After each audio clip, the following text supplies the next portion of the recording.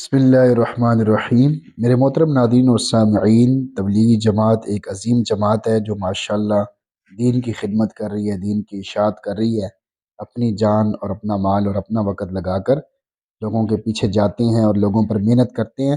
اس کام کی عظمت میں کوئی شک نہیں، لیکن اس کے بارے میں جو شکوک و شبہات لوگوں کے دلوں میں پیدا ہوتے رہتے ہیں، ان کے بارے میں مفتی تقی عثمانی صاحب دامت برکاتہم نے بہت سارے جوابات دیے ہیں، اور بھی ہمارے علماء کرام ماشاءاللہ جوابات دیتے رہتے ہیں۔ ان میں سے ایک اعتراض یہ ہے کہ جماعت جو ہے وہ غیر مسلموں کو دعوت اسلام کیوں نہیں دیتی؟ جماعت کا غیر مسلموں کو دعوت اسلام نہ دینے کا حکم بیرون ممالک میں دعوت و تبلیغ کی نیت سے جانے کے باوجود تبلیغی جماعت کا حصول ویزا کی خاطر وزٹ اور سیاحت کا ارادہ ظاہر کرنا۔ سوال: شیخ الاسلام حضرت اقدس حضرت مولانا مفتی تقی عثمانی صاحب السلام علیکم ورحمۃ اللہ وبرکاتہ، دور حاضر میں آپ حضرات کے علم میں ہے کہ دعوت و تبلیغ کی نسبت سے کام ہو رہا ہے۔ اندرون ملک بیرون ملک جماعتوں کی شکل میں رائے مدرسہ پاکستان اور بستی نظام الدین انڈیا سے اکابر کے مشورے سے ہر سال غیر مسلم ممالک کو سال و 7 ماہ کم و بیش اوقات کے لیے احباب تشریف لے جاتے ہیں۔ صورت مذکورہ میں نمبر 1، جماعتوں کی رخصتی کے وقت تبلیغی جماعت کے ذمہ دار حضرات ہدایات فرماتے ہیں کہ غیر مسلم ممالک میں پہنچ کر وہاں مقیم دین سے دور بگڑے ہوئے مسلمانوں کو راہ راست پر لانے کی کوشش و فکر کی جائے، ان سے ملاقاتیں کر کے انہیں صوم صلات مکمل دین کا پابند اور دعوت والے عظیم کام کے لیے تیار کیا جاوے۔ غیر مسلموں کو دین اسلام کی دعوت دینے سے روکا جاتا ہے۔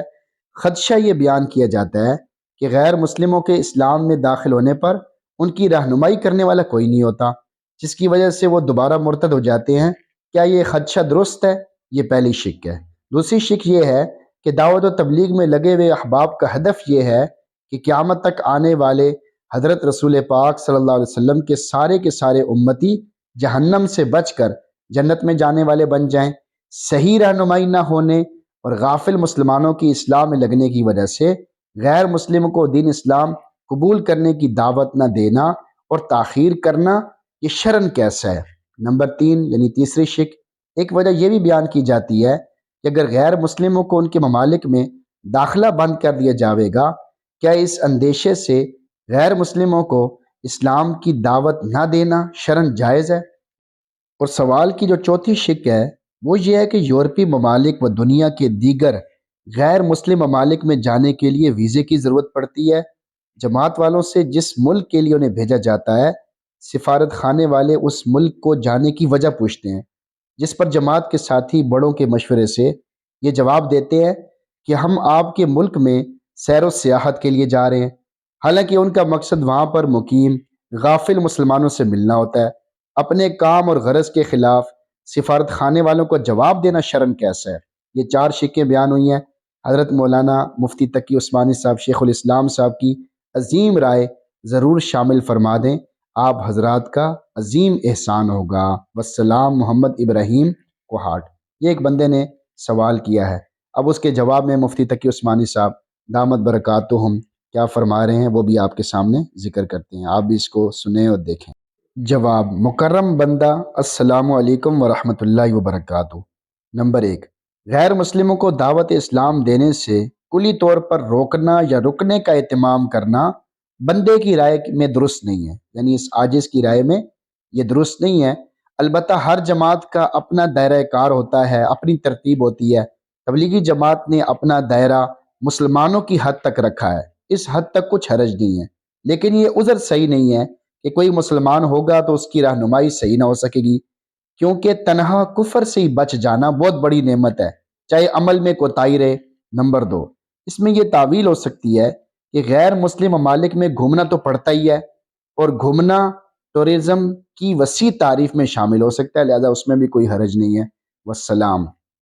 تو سوال کرنے والے نے 4 اس کی شکیں بنائی تھیں، لیکن جواباً 2 شکیں بتائی گئی ہیں، 2 شکوں میں اس کا جواب دے دیا گیا ہے۔ مفتی تقی صاحب نے جامع اور مختصر اس کا جواب دے دیا ہے۔ پہلی 2 شکوں کا جواب جو ہے وہ پہلے میں آ گیا، اور دوسری 2 شکوں کا جواب دوسرے میں آ گیا۔ اس کا جواب تفصیل سے دے دیا کہ یہ ان کی اپنی ایک ترتیب ہے، البتہ میرے نزدیک درست نہیں ہے، اس کا بھی جواب دے دیا۔ پھر گھومنے کی جو بات کی کہ اس میں تعویل ہو سکتی ہے کہ کوئی بات نہیں، اگر گھومتے ہیں تو کوئی مسئلہ نہیں ہے، کیونکہ یہ ٹورزم کی وسیع تعریف میں شامل ہو سکتا ہے، اس میں بھی کوئی حرج نہیں ہے۔ تو اس میں یعنی کوئی ایسی بات نہیں ہے، اگر وہ اللہ کے راستے میں جاتے ہیں، دین کی خدمت کرنے کے لیے جاتے ہیں، صرف مسلمانوں تک محدود رہتے ہیں، تو ان کی اپنی ایک ترتیب ہے، تو اس میں کوئی حرج والی بات نہیں ہے، بلکہ ان کا یہ طریقہ اور ترتیب بالکل ٹھیک ہے، کیونکہ ان کی اپنی ایک ترتیب ہے، اور ان کے ذریعے سے امت کو فائدہ بھی بہت ہو رہا ہے۔ تو اس میں اس بات کی طرف بھی اشارہ ہے کہ اگر وہ گھومنے کی بھی نیت کرتے ہیں یا ظاہراً کہتے ہیں، البتہ گھومنے کی نیت تو نہیں ہوتی، بار بار ان کو ترغیب دی جاتی ہے کہ وہ امت کی اصلاح کی فکر کریں، اپنی اصلاح کی فکر کریں، سب سے پہلے تو اپنی اصلاح کی فکر کریں، پھر دوسروں کی فکر کریں، بار بار یہ ترغیب دی جاتی ہے، تو اس کی برکت سے ان کی نیت سیر و تفریح کی نہیں ہوتی، لیکن اگر سیر و تفریح کی نیت ہو بھی تو کوئی مسئلہ نہیں ہے، بلکہ وہ اس میں شامل ہو سکتا ہے۔ اللہ تعالی ہم سب کو سمجھنے کی توفیق نصیب فرمائے۔